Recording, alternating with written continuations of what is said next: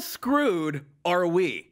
How screwed are we? Google. They are working to ensure a Democrat victory in 2020. Google. That is basically your access point to all of the information on the internet. And now we've got their people admitting that they are working to ensure a Democrat victory in 2020. Isn't that just great? This is an Orwellian nightmare. But I know. They're a private company, right?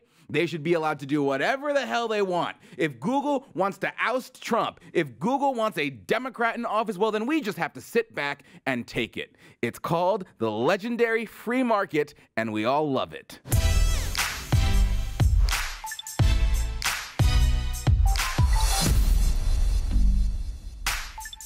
We all got screwed over in 2016. Again, it wasn't just us, it was like the people got screwed over, the news media got screwed over, like everybody got screwed over, so now we're rapidly being like, what happened there? How do we prevent it from happening again?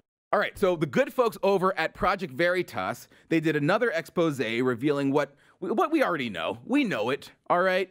But Google is a bunch of commie hacks trying to prevent Donald Trump from being president. The woman you heard in that video that we just played you is Jen Ganai, I think is how you pronounce Ganai. Rhymes with hentai. She's the head of responsible innovation at Google. You know what? Anytime you hear the word responsible in a job title, be worried.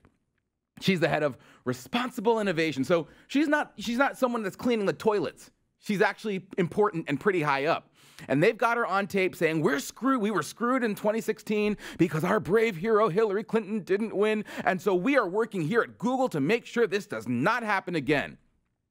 And then in addition to that, they got an insider to give us some insight as to how the company is far from objective. They're not an objective source of information.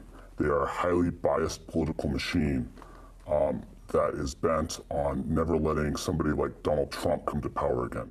You know, they have to put that really scary voice on him. Otherwise, Google will completely hang him for the information that he gave out. All right. But I mean, this information is not that shocking.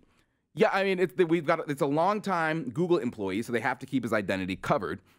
But Google, basically, they know that they have the power to do what they're doing because the little smaller companies, they simply don't have enough power.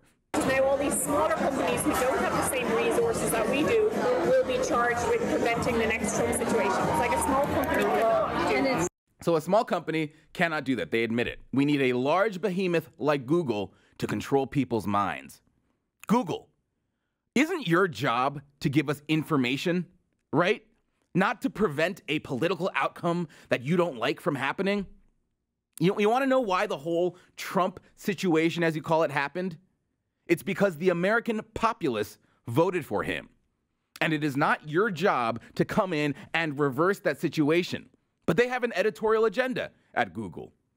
Just admit it outright. We don't need to hear from a secret informant to tell us that. But you should put that on your logo, basically, and let everyone know you have a political agenda. So the insider here at Google, he's revealed that they have something called a machine learning fairness process. And documents leaked by a Google informant show that even if it's factually accurate, right? Even if it is factually accurate, their algorithm works against it. Quote, for instance, imagine that a Google image query for CEOs shows predominantly men. Gosh forbid. Even if it were a factually accurate representation of the world, it would be an algorithmic unfairness. Oh no, not an algorithmic unfairness, because it would reinforce a stereotype about the role of women in leadership positions. Well, we wouldn't want the truth to get in the way of social justice, would we?